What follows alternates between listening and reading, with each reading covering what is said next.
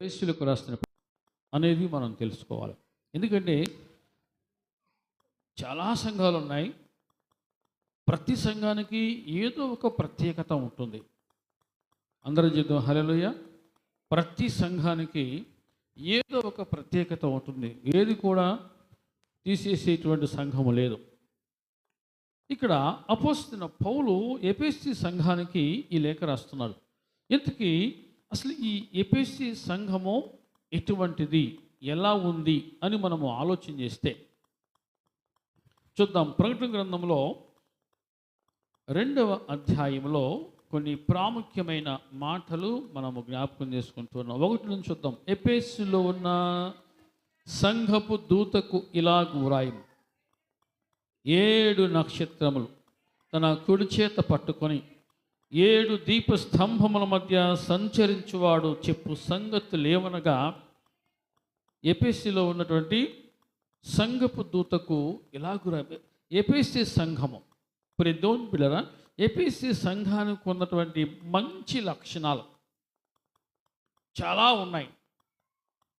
ఎఫెసీ సంఘానికి ఉన్నటువంటి మంచి లక్షణాలు, ఎఫెసీ సంఘం గురించి పరిశుద్ధాత్ముడు ఇస్తున్న గొప్ప సాక్ష్యం ఏంటంటే, నీ క్రియలను, నీ కష్టమును, నీ సహనమును నేనెరుగుదును. గట్టి జీతం హల్లెలూయా. ఎఫెసీ సంఘానికి ఉన్నటువంటి మంచి లక్షణాల్లో కొన్ని లక్షణాలు ఈరోజు మనం ధ్యానించుకుంటూ ఉన్నాం. నీ క్రియలు, నీ కష్టము, నీ సహనమును నేనెరుగుదును. దేవుని బిడ్డరా, ఎంత శ్రేష్టమైన వాగ్దానమో, ఎంత చక్కటి ఆదరణకరమైన మాటో ఇది. నీ క్రియలు, నీ కష్టము, నీ సహనం. చాలాసార్లు మనకి అనిపిస్తూ ఉంటుంది. మనకి ఏమనిపించిందంటే, అసలు నా కష్టాన్ని ఎవరో చూడట్లేదు,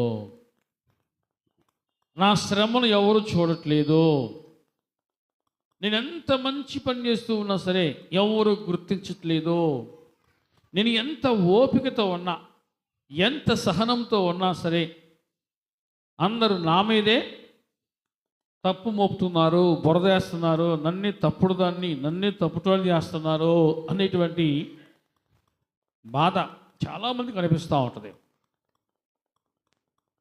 నువ్వు ఎంత మంచి పని చేసినా, నువ్వు చేసే పని గుర్తింపులోకి రాకపోతే ఎంత బాధ. దేవుని బిడ్డలారా, నువ్వు ఎంత కష్టపడినా సరే నీ కష్టానికి తగిన గుర్తింపు రాకపోతే ఎంత బాధ ఉంటుందో. కొన్ని సమస్యలు కుటుంబంలో వచ్చినప్పుడు, లేకపోతే సమాజంలో వచ్చినప్పుడు నీకున్న సహనం చేత వాటిని తట్టుకొని ఆ సమస్యలను నీ సహనము వలన అణిచివేస్తూ ఉన్నా సరే నీ సహనానికి సరి అయిన తగిన గుర్తింపు రాక ఎంత బాధపడుతూ ఉన్నావో. చాలామంది అటువంటి సిచ్యువేషన్లో ఉన్నారు. దేవుని బిడ్డలారా, ఎవరు చూసినా చూడకపోయినా ఇక్కడ దేవుడు చూస్తున్నాడు అని గమనించాలి మనం. దేవుని బిడ్డలారా, ఇదిగో నీ క్రియలను, నీ కష్టమును, నీ సహనమును నేనెరుగుదును అంటున్నాడు. ఈ 3 మనకి అనుభవాలే.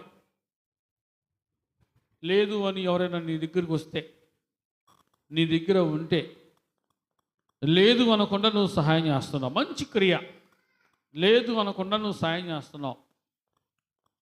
ఇప్పుడు సమాజం ఎలా ఉందంటే, నువ్వు 99 రకాలుగా సహాయపడు, 100వది నువ్వు సహాయం చేయకపోతే ఈ సహాయం చేయనిదే గుర్తుపెట్టుకుంటారు, కానీ 99 మాత్రం గుర్తుపెట్టుకోరు, మర్చిపోతారు. ఎందుకంటే మన భాషలో ఒక చక్కటి మాట ఒకటి ఉంది, ఈరోజు తిని రేపు మర్చిపోతారట. ఈరోజు తిని రేపు మర్చిపోతారట. లేదు అనుకుంటా నువ్వు ఎంతమందికి నువ్వు సహాయం చేసినా, ఎంత మంచి మనసుతో నువ్వు సహాయపడుతూ ఉన్నా సరే నీ సహాయానికి, నీ మంచి మనసుకు తగిన గుర్తింపు రావటం లేదు అని బాధపడుతూ ఉండొచ్చేమో.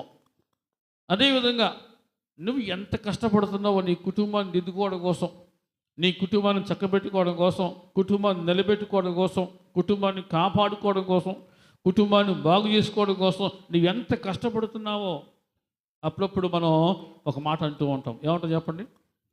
రేయి మోలు కదా, రెక్క ముఖం కదా, చక్కటి మాటది కదా. ఎంత కష్టపడుతూ ఉంటామో, ఎందుకోసం? ఎవరి కోసం? కుటుంబం కోసం, బిడ్డల కోసం, భర్త కోసం, భార్య కోసం, కుటుంబ క్షేమం కోసం, ఎన్ని రకాలుగా కదా.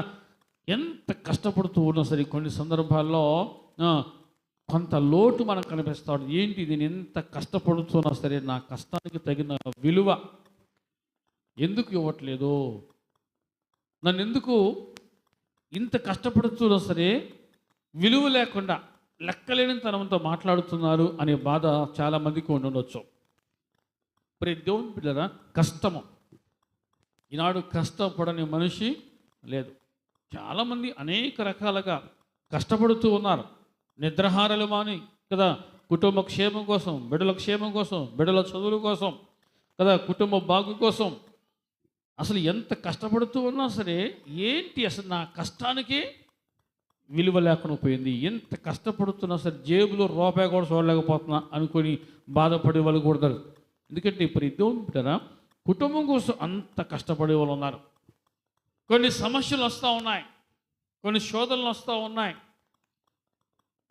ఆ సమస్యలు తగ్గట్టుగా, ఆ శోధనలు తగ్గట్టుగా మనలో కోపం రేగిందనుకోండి, మనలో నిద్రపోతున్న కోపం రెచ్చిపోయిందనుకోండి, ఏమవుతుంది? ఆ సమస్యలు ఇంకా ఎక్కువ అవుతాయి, శోధనలు ఇంకా ఎక్కువ అవుతాయి. కాబట్టి సమస్యలు వచ్చినా, శోధనలు వచ్చినా వాటిని ఏదో రకంగా భరించాలి, తట్టుకుంటే తప్ప ఈరోజు మనం రేపు నిలబడలేము అనుకుని ఎంత ఓపికతో, ఎంత సహనంతో ఉన్నా సరే నీ సహనానికి కదా విలువ లేకుండా పోతుంది అని బాధపడుతూ ఉంటాం. ఇప్పుడు దేవుని బిడ్డరా, ఇవి అన్నీ నువ్వు సహనం, క్రియలు, కష్టం ఇవన్నీ నువ్వు పడుతూ ఉన్నా, అనుభవిస్తూ ఉన్నా విలువ లేకుండా పోయింది, గుర్తింపు లేకుండా పోయింది, ఇంతగా చేస్తూ ఉన్నా నాకు గౌరవం లేకుండా పోతా ఉంది అని బాధపడుతూ ఉన్నవేమో. దేవుడు అంటున్నాడు, నేనెరుగుదును. హల్లెలూయా చెప్పండి, నేనెరుగుదును. నువ్వు పడుతున్న కష్టం, చెమటోడ్చి కష్టపడుతున్నావు, ఎన్నో మాటలు పడుతున్నావు. కొన్నిసార్లు మనం కదా సహనం లేకపోతే, ఓపిక లేకపోతే, అటువంటి ఓర్పు లేకపోతే కదా మాటలు పడకుండా ఉన్నటువంటి స్థితి ఉంటే ఇంకా సమస్యలు, మనుషుల మధ్య దూరాలు, అపార్థాలు ఇవన్నీ కూడా పెరిగిపోతున్నాయి. ఇంతగా కలిసి ఉన్నావు అంటే, ఇంతగా సంతోషంగా ఉన్నావు అంటే కేవలం నీ సహనమే.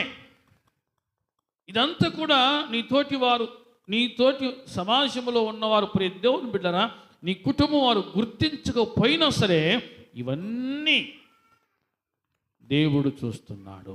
నేనెరుగుదును అంటున్నాడు. హల్లెలూయా చెప్పండి, నేనెరుగుదును. నీ క్రియలను, నీ కష్టమును, నీ సహనమును నేనెరుగుదును.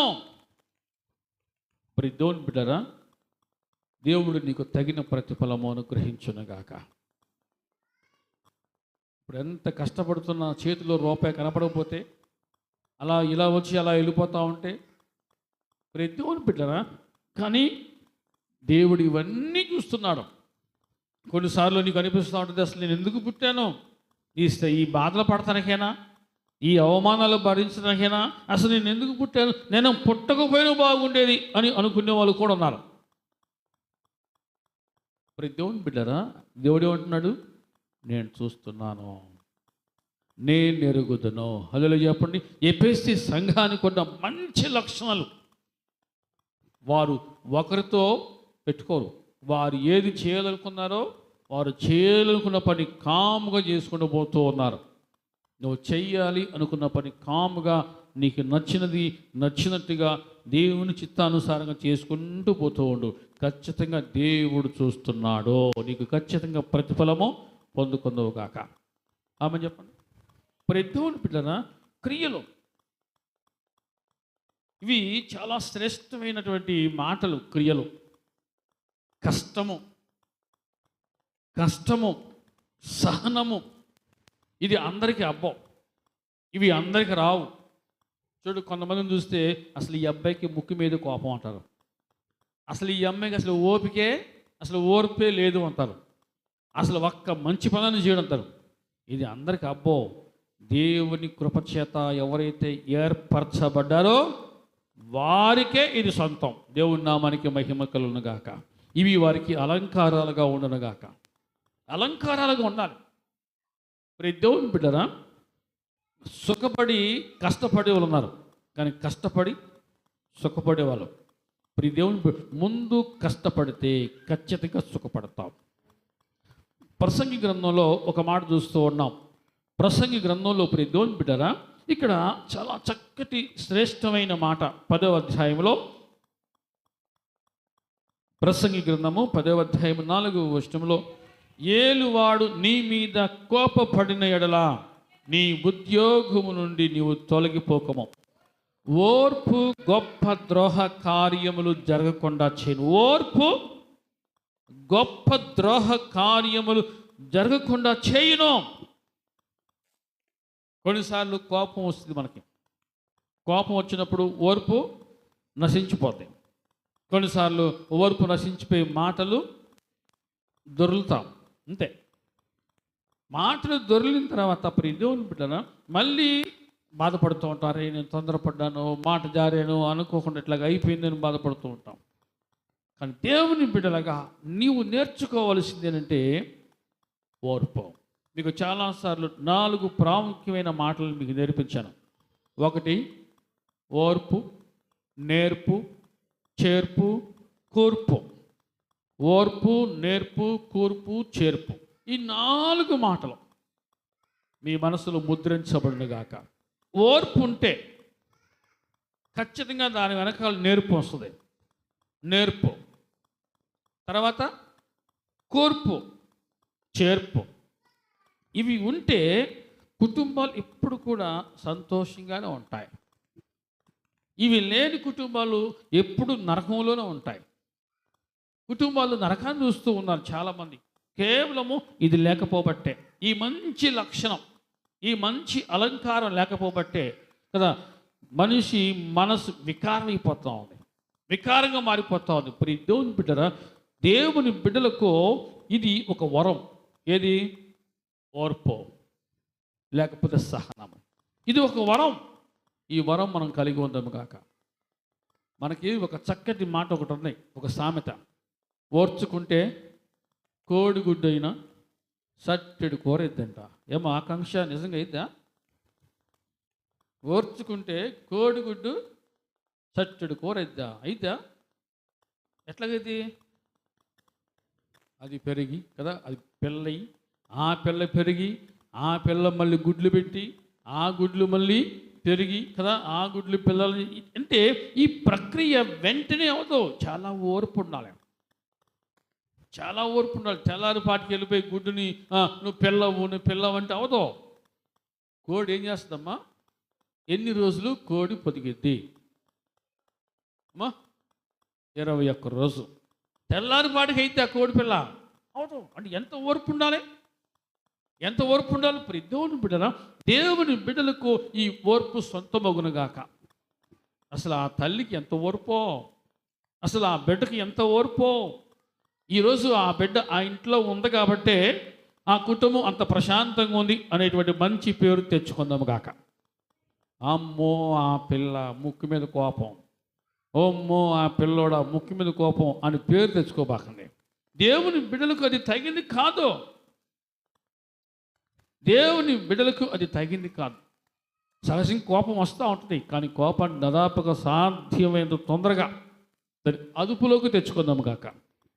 చెప్పండి ఆమె, చెప్పండిరా ఆమేన్. అదుపులోకి మేము తెచ్చుకెళ్ళామని మాకు వల్ల కావట్లేదు అంటారా? మీకు వల్ల అవ్వాలంటే ఒక మార్గం చెప్తా. కోపం వచ్చినప్పుడు ఇంట్లో గదులకు వెళ్ళిపోయి తలుపేసుకొని మోకరించి ప్రార్థన చేసుకోండి చాలు. ఒక పావు గంట తర్వాత మీరు చూసుకోండి, అంత నార్మల్ కండిషన్కి వచ్చేస్తుంది, వచ్చునుగాక. ప్రియ దేవుని బిడ్డలారా, ఖచ్చితంగా ఓర్పు గొప్ప ద్రోహ కార్యములు జరగకుండా చేయును. ఇదేంటి, నేను ఎంత ఓర్పుగా ఉన్నా నాకు విలువ లేకుండా పోయింది అని బాధపడే వాళ్ళు ఉంటారు. పొరపాటున ఏదైనా అనుకోకుండా ఒక మాట పొరపాటున దొరికితే కొంతమందికి ఉన్న జబ్బు ఆ మాటే పట్టుకొని ఆలాడతారు. అవునా కదా? పొరపాటున పాపం ఉద్దేశపూర్వకంగా అనరు, పొరపాటున మాట దొరికింది, ఇక ఆ మాటే పట్టుకొని సాధిస్తూ ఉంటారు. ఆ మాట పట్టుకొని ఆలాడుతూ మనసులో పెట్టుకొని దాన్ని మొలికించి కదా మొలిపించి అది వృక్షంలా చేస్తూ ఉంటారు. అట్లా దూరం పెంచుతున్నారు. అట్లా ఉండకూడదు. దేవుని బిడ్డరా, ఏదో పొరపాటున అన్నానులే, అట్లా అనే మనిషి కాదులే అనుకునే అంత పెద్ద మనసు కలిగి ఉందరు గాక. చెప్పరండి ఆమెన్. మనకి అంత పెద్ద మనసు లేదా? మనకి అందరికీ అటువంటి పెద్ద మనసు ఉండనుగాక. దేవుని బిడ్డరా, కష్టం ఇది కూడా ఒక వరమే, దేవుడిచ్చిన వరమే. ఇప్పుడు రోగం ఎవరికి ఎక్కువగా ఉంది? రోగాలు ఎక్కువ ఎవరికమ్మా? ఎవరికి ఎక్కువ రోగాలు? కష్టపడని వాడికే రోగం. కారణం ఏంటి తెలుసా? కారణం ఏంటి మీకు తెలుసు, కానీ తెలియనట్టుగా ఉన్నారు. ఎందుకు రోగం ఎక్కువంట? మనం తినేది చెమట రూపంలో బయటికి పోవట్లా. మనం తినేది, దేవుడు కృపగలవాడు, దేవుడు ప్రేమ గలవాడు. అందుకే మన బాడీ అంతా ఏం పెట్టి తెలుసా? శ్వేత రంధ్రాలు. మన ఒంటి నిండా బెజ్జాలి. మీకు తెలుసా? మనం ఒంటి నిండా బెజ్జాలే. వడపోత, అది వడపోత అన్నమాట. ఈ వడపోత దేవుని బిడ్డలు, దేవుడు పెట్టిన గుణం ఏంటంటే ఈ చెమట ఈ శ్వేతరంధ్రాల ద్వారా బయటికి పోతూ ఉండాలి. మనం మామూలుగా పంపిస్తామా? ఎండాకాలం ఒక్కపోతుంది కాబట్టి చెమట పడుతుంది. లేకపోతే అసలు మన ఒంటికి మనం చెమట పట్టనిస్తామా? పొర్రపాటున చెమట పట్టనీరు. దాని లోపల జాగ్రత్తగా పదిలంగా దాచిపెడతారు. అదేమవుతుంది? కొవ్వుగా మారును. దానితోనే రోగములు మొదలవను. అందుకే దేవుడు కృపగలవాడు కాబట్టి చూద్దాం. ఆది కాండంలోనే ఒక మాట చూస్తున్నాం. ఆది కాండం దేవుని బిడ్డరా, 3వ అధ్యాయం. ఆది కాండము 3వ అధ్యాయంలో కొన్ని మాటలు మనం చూస్తున్నాం. 18 నుంచి చూద్దాం. అది ముండ్ల తుప్పలను గచ్చ పొదలను నీకు మొలిపించును, పొలములోని పంట తిందువు, నీవు నేలకు తిరిగి చేరు వరకు నీ ముఖపు చెమట కార్చి ఆహారం తిందవు. అనగా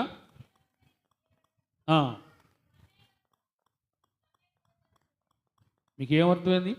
చెమట కార్చి ఆహారము తినాలి. దేవుడి నామానికి మహిమ కలుగునుగాక. ఇప్పుడు మనం చేసే పని చెప్పండి. మనం చేసే పని ఏంటి? చెమట పట్టకుండా, అంటే మనకి ఇప్పుడు పచ్చి సూత్రం ఒకటి ఉంది. ఏం తెలుసది? కడుపులో నీళ్లు కదలకుండా రూపాయి సంపాదించడం ఎలా? కడుపులో నీళ్లు కదలకుండా రూపాయి సంపాదించడం ఎలా? ఇది కొంతమంది నేర్చుకున్న సూత్రం. బాగా వంట పట్టించుకున్నారు, బయట ప్రపంచం చూస్తూ ఉన్నాం.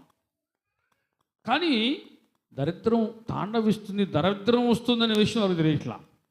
దేవుని బిడ్డరా, దేవుడిచ్చిన గొప్ప వరం ఏంటంటే ఈ శరీరానికి కష్టపడి కొనివచ్చాడు. దేవుడి నామానికి మహిమ కలుగునుగాక.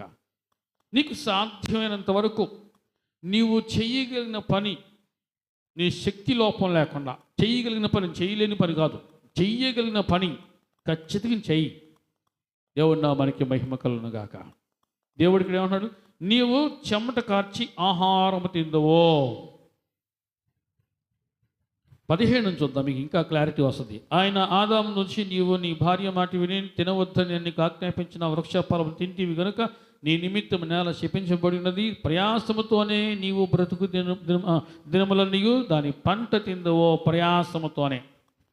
దేవుని బిడ్డలారా, కష్టం అనేది అనేక రకాలుగా ఉండొచ్చు. కానీ ఏదైనా సరే నువ్వు చేయగలిగిన కష్టం నువ్వు చేయాలి. దేవుడి నామానికి మహిమ కలుగునుగాక. అలాగనేసి నువ్వు కష్టపడుతున్నావని ఎదుటోని కష్టపడట్లేదని తేలికగా విలువ తక్కువగా చూడొద్దు. విలువ తక్కువగా చూడొద్దు. గుర్తుపెట్టుకోండి ఈ మాట. వాళ్ళకి అవకాశం లేక కష్టపడట్లేదేమో అనుకోండి. ఇప్పుడు కొన్ని సందర్భాల్లో కొంతమంది చూస్తాను, భార్య భర్త లక్ష్యంలో మీకు జ్ఞాపకం ఇంకొంచెం క్లారిటీ వస్తుంది మీకు. భార్య భర్తలు ఉన్నారు, భర్త పని చేయట్లా కాబట్టి రూపాయి తేవట్లా, భార్య పని చేస్తుంది.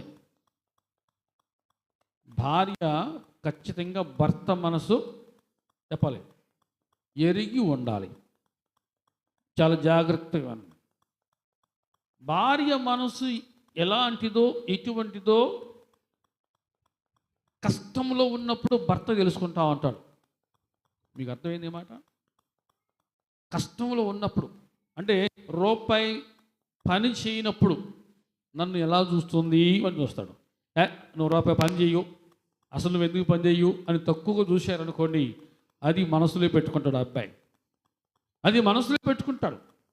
నేను పని చేయట్లేదు, రూపాయి సంపాదించలేకపోతున్నా కాబట్టి నా భార్య నన్ను విలువ తక్కువగా చూస్తుంది అనేటువంటి ఆలోచన మనసులో అది మొలిచిందనుకో, అది ప్రమాదం. తర్వాత కాలం దొరుకుతూ ఉంటుంది.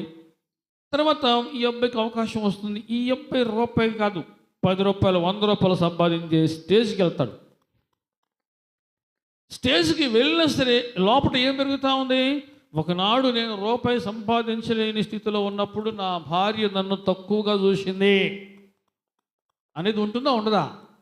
కాబట్టి ఇప్పుడు నువ్వు కష్టపడుతున్నావని కష్టపడని వారని విలువ తక్కువగా చూడొద్దు. తర్వాత పరిస్థితుల్లో తారుమారు అవుతూ ఉండొచ్చు.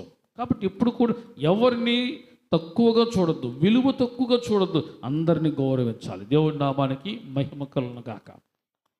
అలాగనేసి ఇప్పుడు దేవుడు కష్టపడకుండా ఇదే బాగుంది అనుకోవడం కూడా తప్పే. కష్టపడుతూ ఉండాలి. అవకాశం వచ్చినప్పుడు చేయగలిగిన పని నువ్వు చేయాలి. ఇదంతా ఎవరు చూస్తున్నారు? దేవుడు చూస్తున్నాడు.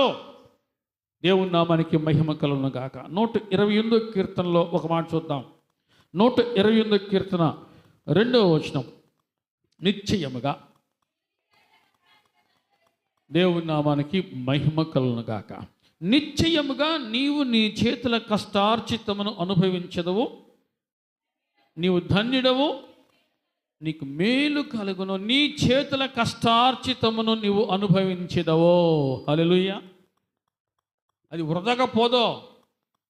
దేవుడు ఏదో ఒక రూపంలో అది నీకు ఇస్తాడు. నువ్వు ఇప్పుడు కష్టపడుతున్నావు, బిడ్డలు బాగా చదివించుకుంటున్నావు, నువ్వు వచ్చే ప్రతి రూపాయి కూడా రుచులు, ఇష్టాలు, కోరికలు అన్నీ తగ్గించుకొని చంపుకొని బిడ్డల చదువు కోసం నువ్వు ప్రయాసపడుతున్నావు, పాటుపడుతున్నావు. రేపు ఆ బిడ్డలు ప్రయోజకులై మంచి ఉద్యోగస్తులు అనుకోండి, ఆ కష్టం మరలా నీ వద్దకే వస్తుంది. దేవుడి నామానికి మహిమ కలుగును గాక. నిశ్చయముగా నీవు నీ చేతుల కష్టార్జితమును అనుభవిస్తావు. నువ్వు చెమటోడ్చి కష్టపడుతున్నావు, అనేక రకాలుగా ప్రయాసపడుతున్నావు. ఇదంతా ఎవరు చూసినా చూడకపోయినా దేవుడు చూస్తున్నాడో. ఖచ్చితంగా నీకు ప్రతిఫలం ఉంటుంది. పొందుకొందువుగాక. ఆమేన్ చెప్పండి. ఆమేన్. నిశ్చయముగా నీవు నీ చేతుల కష్టార్జితమును అనుభవించదవు, నీకు మేలు కలుగును. కష్టపడితే ఖచ్చితంగా మేలు నీ వెంటే వస్తుంది. సుఖపడటం అలవాటు చేసుకోకపోతావు, కష్టపడటం నేర్చుకోండి, అలవాటు చేసుకోండి. ఖచ్చితంగా మేలు నీ వెంటే వస్తుంది. మేలు పొందుకుందువుగాక. చక్కటి ఆరోగ్యవంతమైన దేహం దేవుడు నీకు ఇచ్చాడు. చక్కటి ఆరోగ్యవంతమైన దేహమును దేవుడు నీకు ఇచ్చాడు. దేవుడు నీకు ఇంకా మంచి ఆరోగ్యం, మంచి బలము, శక్తి నీకు అనుగ్రహించునుగాక. నీకు శక్తి లోపం లేకుండా నువ్వు చేయగలిగే పని ఏదైతే ఉందో అది చేయి. సిగ్గుపడద్దు. తప్పు చేస్తున్నప్పుడు సిగ్గుపడదు, కానీ పని చేస్తున్నప్పుడు సిగ్గుపడవలసిన అవసరం లేదు. దేవుని బిడ్డరా, ప్రకటన గ్రంథం మనం చూస్తున్నాం. సహనము, కష్టము, క్రియలు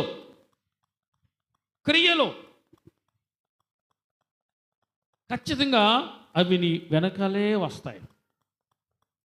నువ్వు ఖచ్చితంగా ఆ ప్రతిఫలం నువ్వు పొందుకుంటావు. చూద్దాం. అపోస్తలుల కార్యములు 10వ అధ్యాయంలో ఒక మాట చూస్తున్నాం. 1 నుంచి చూద్దాం.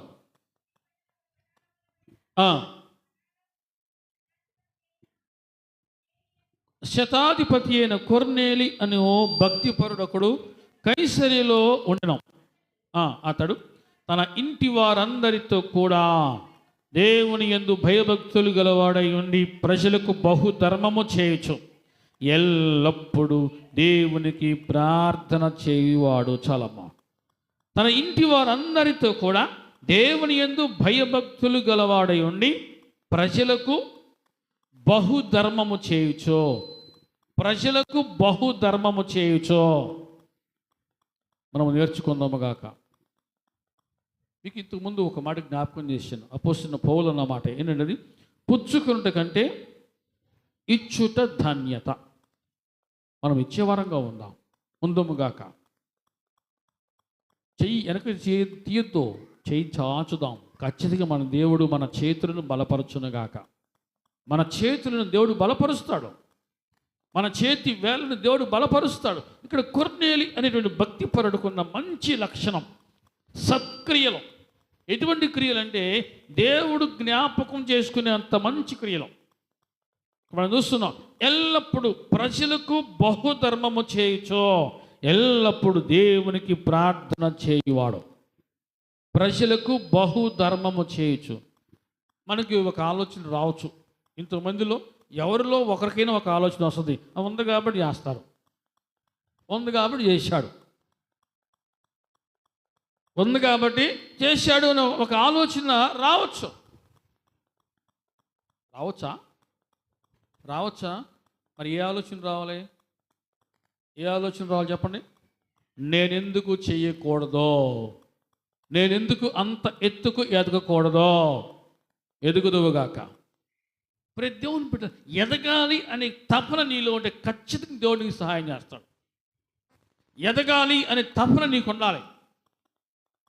అక్కడ నాది అయిపోయిందిలే, నాది అంతా అయిపోయిందిలే, ఇక నాది ఏముంది అనుకోవద్దా. ఎదగాలి, నేను ఎదగాలి, నలుగురికి నేను సహాయం చేయాలి, నేను ఏదైనా సరే తలలో నాలుగుగా ఉండాలి, పైవానిగా ఉండాలి. ఈ కసి, ఈ కృషి నీలో ఉంటే ఖచ్చితంగా దేవుడు చూస్తాడు. దేవుడు నామానికి మహిమ కలుగును గాక. నేను ఎందుకు చేయలేను, నేను ఎందుకు ఇవ్వలేను, నేను ఎందుకు పెట్టలేను అనేటువంటి కసి మనలో లేచునుగాక. ఆమె చెప్పండి. పెట్టే గుణం ఉంటే కదా ఖచ్చితంగా అది వస్తుంది. కొంతమందికి ఉన్న అలవాటు ఏంటి? మా ఇంటికి వస్తా ఏం తెస్తాం, మీ ఇంటికి వస్తే ఏం పెడతాం, ఏమి ఇస్తాం. ఇదే దేవుని బిడ్డరా. నేనెందుకు తీసుకెళ్ళకూడదు, వస్తే నేను ఎందుకు పెట్టకూడదు అను దేవుడు ఖచ్చితంగా నేను ఎదిగింపజేస్తాడు, ఫలింపజేస్తాడు, తలగా ఉంచుతాడు, పై వానిగా నేను ఉంచుతాడు. ఉంచబడదుగాక. గట్టి చెప్పండి ఆమేన్. మీ పక్కన ఉన్న వాళ్ళు నిద్రపోతున్నప్పుడు తుల్లిపడలేవాలి ఆమేన్ అట్లా చెప్పాలి. ఆమేన్. ఇక్కడ కొర్నేలి ఏం చేస్తున్నాడు? భయభక్తులు గలవాడై ఉండి ప్రజలకు బహుధర్మము. ఇక్కడ బహు అనే మాట ఇది ఏకవచనం బహువచనమా? బహువచనం. బహుధర్మము చేయొచ్చు. ఇక్కడే ఉంది, ఎల్లప్పుడూ దేవునికి ప్రార్థన చేయువాడు.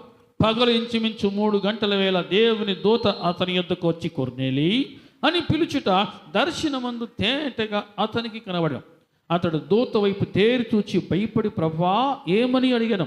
అందుకు దూత, నీ ప్రార్థనలు, నీ ధర్మ కార్యములు దేవుని సన్నిధికి జ్ఞాపకార్థకముగా చేరినవే.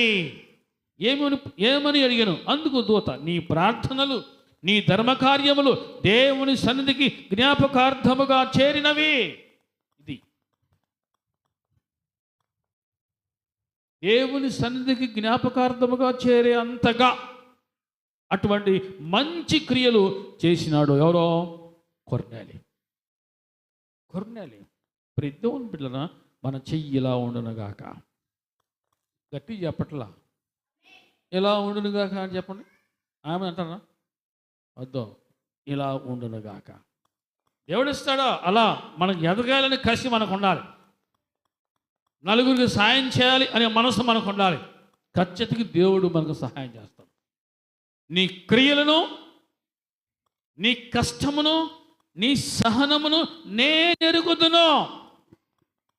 నలుగురికి సాయం చేయాలి అనే మంచి మనసు ఏదైతే ఉందో అది నాకు తెలుసు. నేను చూస్తున్నాను నిన్ను, నీకు ఆ మంచి మనసు ఉంది అని దేవుడు చెప్పాలి.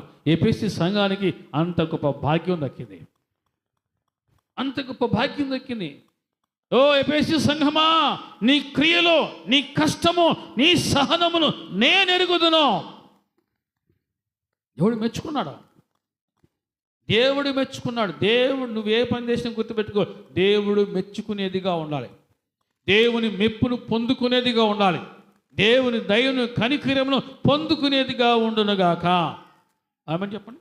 ఇక్కడ కొర్నేలి ఎంత అదృష్టవంతుడో. ఓ కొర్నేలి, ఇదిగో నువ్వు చేసినటువంటి ప్రార్థనలో, నువ్వు చేసినటువంటి ధర్మకార్యములు ఇవన్నీ కూడా దేవుని సన్నిధికి జ్ఞాపకార్థముగా చేరినవి. ఎంత అదృష్టవంతుడు బో, ఎంత అదృష్టవంతుడుగా కొర్నేలి. మరి దేవుని బిడ్డలారా, ప్రతి దినము క్రమము తప్పకుండా దేవుని యందు భయభక్తులు కలిగి ఉండి ప్రార్థన చేస్తా ఉన్నాడు. అది కూడా సత్క్రియే. ప్రార్థన చేయటం కూడా సత్క్రియే. విశ్వాసము కలిగి ఉండడం కూడా సత్క్రియే. ప్రార్థన చేయటము, విశ్వాసం కలిగి ఉండటము, ఇవి కూడా సత్క్రియలే. ఇవి మన జీవితంలో వృద్ధి చెందునుగాక. అమ్మని చెప్పండి. ప్రార్థన లేనివాడు క్రైస్తవుడు కాదు, గుర్తుపెట్టుకో.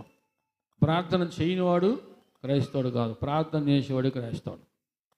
ఆదివారం చర్చికి వచ్చి, లేదా ఇంకొక రోజు చర్చికి వచ్చి, ఇలా వచ్చి అలా వెళ్ళటం, అందరితో పాటు నేను వచ్చేది వెళ్ళి అనుకోవడం అంతే. కానీ ప్రార్థన చేస్తే దేవుని సన్నిధి నీ ముందుకు, నీ యొద్దకు దిగి వస్తుంది. ప్రార్థన చేయి.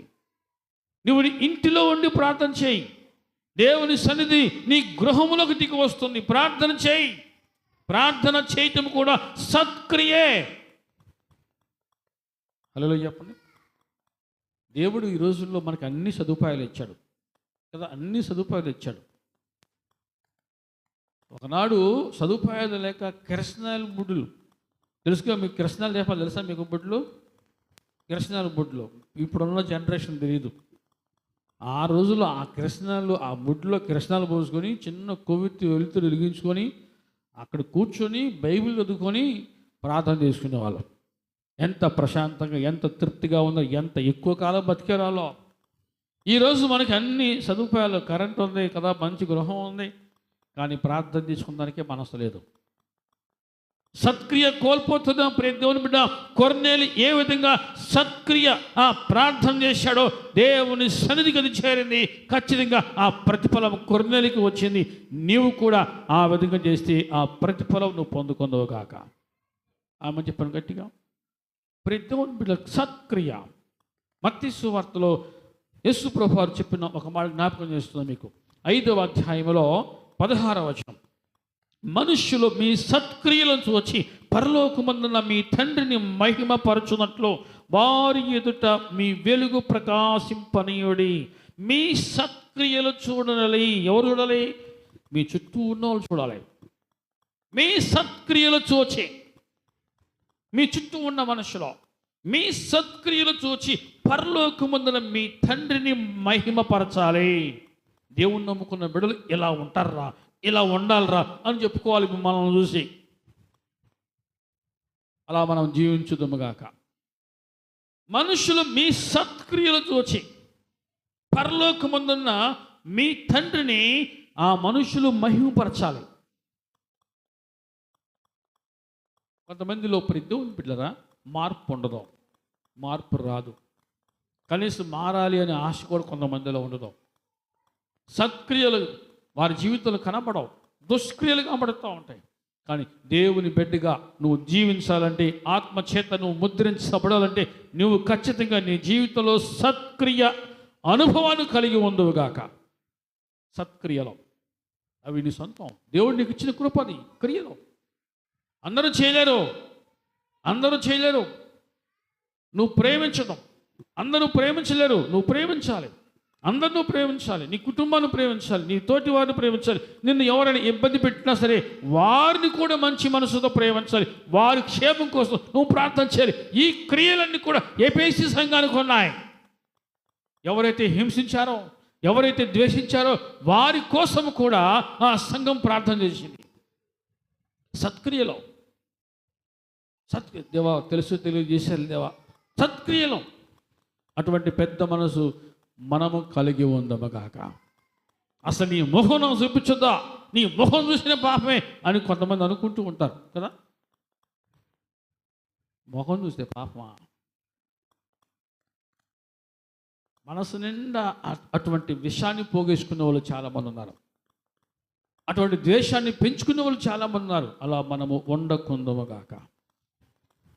యేసు ప్రభువారు మనకు నేర్పించిన చూడండి, మత్తయి సువార్త 5వ అధ్యాయంలో మనం చూస్తున్నాం 44వ వచనంలో, నేను మీతో చెప్పినదేమనగా మీరు పరలోకమందున్న మీ తండ్రికి కుమారులై ఉండినట్లు మీ శత్రువును ప్రేమించుడి, మిమ్మల్ని హింసించు వారి కొరకు ప్రార్థన చేయుడి.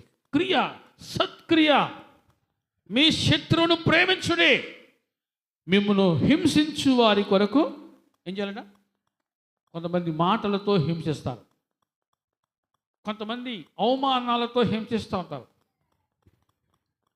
కానీ నీ క్రియలు ఎలా ఉండాలి? వారి కోసం ప్రార్థన చేయటం, శత్రువును ప్రేమించడం, ఇది కూడా క్రియ. శత్రువును ప్రేమించట క్రియ. కొంతమందికి ఒక జబ్బు ఉంది, చెప్పండి ఆ జబ్బు ఏంటి తెలుసా? ఎంతసేపటికి ఎదుటి మనుషులు తప్పునే చూడటం. మనిషి మారాడు అనుకోవచ్చుగా, మనిషి మారింది అనుకోవచ్చుగా, మనిషి మారుతున్నాడు, మార్పు మొదటిది అనుకోవచ్చుగా. ఇప్పుడు అదే తప్పును చూసి, అదే తప్పును చూపించి అట్లా తప్పునే వెతకడం నేర్చుకున్నారు కొంతమంది. అలా మనం ఉండకూడదు. మనిషి మారుతాడు, మనిషి ఎప్పుడు ఒకేలాగా ఉండడు. మనిషి ఎప్పుడు ఒకేలాగా ఉండడో గుర్తుపెట్టుకోండి ఈ మాట. వాళ్ళు మారారేమో, మారుతున్నారేమో, వాళ్ళు మారిన విషయం నీకు తెలియకపోవచ్చేమో. కాబట్టి ఇప్పుడు దేవుని బిడ్డలారా, మీ మట్టుకు మీరు అటువంటి వారిని కూడా ప్రేమించండి, అటువంటి వారి కొరకు ప్రార్థన చేయండి. మీ సత్క్రియలు దేవుడు చూస్తాడు. మీ క్రియలు చెప్పండి, మీ కష్టము మీ సహనమును నేనెరుగుదును అని చెప్పాడు. హల్లెలూయా చెప్పండి.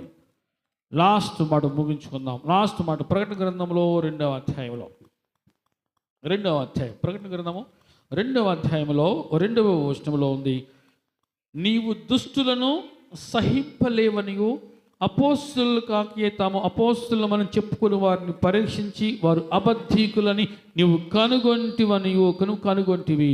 హల్లెలూయా చెప్పండి. దుష్టులను సహింపలేవని. ఎవరు దుష్టులు? కొంతమందికి కదా పచ్చ కావర్లోడికి చెప్పండి, లోకం అంతా పచ్చ కావర్లు కనబడతా ఉంటుంది. దేవుని బిడ్డలారా, దుష్టులను సహింపలేకపోవడం అంటే అర్థం ఏంటి? వారిలో ఉన్న దుష్టత్వమును సహించలేకపోవటం. ప్రభు ఎవరిని ప్రేమించాడు? పాపిని ప్రేమించాడు, పాపమును ద్వేషించాడు. హల్లెలూయా చెప్పండి. పాపిని ప్రేమించి పాపమును ద్వేషించాడు. దేవుని బిడ్డరా, చెడును నువ్వు సహించలేవు. ఎఫెసీ సంఘానికి ఉన్న అలవాటు ఏంటంటే చెడు కనబడి చెడును సహించలేరు వాళ్ళు. ఇవన్నీ కూడా దేవుడు చూస్తున్నాడు. వారికి చెడుతనం చేయటం ఇష్టం ఉండదు. చెడు చేసేవారిని కూడా వారిలో ఉన్న చెడుతనాన్ని వారు చూడలేరు, సహించలేరు. చెడును ఎక్కడికక్కడ మనిషిని పాడు చేస్తుందని ఆ ఎఫెసీ సంఘము దేవుని బిడ్డరా చెడును దూరం చేస్తాం కోవడం అంటే అటువంటి పెద్ద మనసు, చెడుతనాన్ని కూడా చూడకుండా అంత జాగ్రత్తగా వారు ఉన్నారు. వినటమే కాదు, కొన్నిసార్లు ఏం చేస్తాం? చెడు వినకు, చెడు చూడకు, చెడు మాట్లాడకు, చెడు వినకు, చెడు చూడకు, చెడు అంత కట్టుబాటు కలిగి ఉన్న సంఘము ఈ ఎఫెసీ సంఘము. చెడు చూడకు, చెడు వినకు, చెడు మాట్లాడకు. మంచి మాటలు కొంతమందికి చేదుగా ఉంటాయి, చెడు మాటలు కొంతమందికి తీయగా ఉంటాయి. కానీ దేవుని బిడ్డలకు ఎప్పుడు కూడా మంచి మాటలే వచ్చునుగాక. ఆమె చెప్పండి. ఎఫెసీ సంఘానికి ఉన్న మంచి లక్షణం అది. ఈరోజు దేవుని బిడ్డలా నువ్వు ఎలా ఉన్నావు? దేవుడు చూస్తున్నాడు అనే భయముతో నువ్వు ఉంటే చాలు. నీ క్రియలు, నీ కష్టము, నీ సహనం ఇది వృధాగా పోదు. నీ ప్రయాస వ్యర్థము కాదు. దేవుడు ఖచ్చితంగా నీకు, నీ కుటుంబానికి ప్రతిఫలము అనుగ్రహిస్తాడు. అనుగ్రహించునుగాక. ప్రార్థన చేసుకుందాం. మోకరించండి. ప్రార్థన.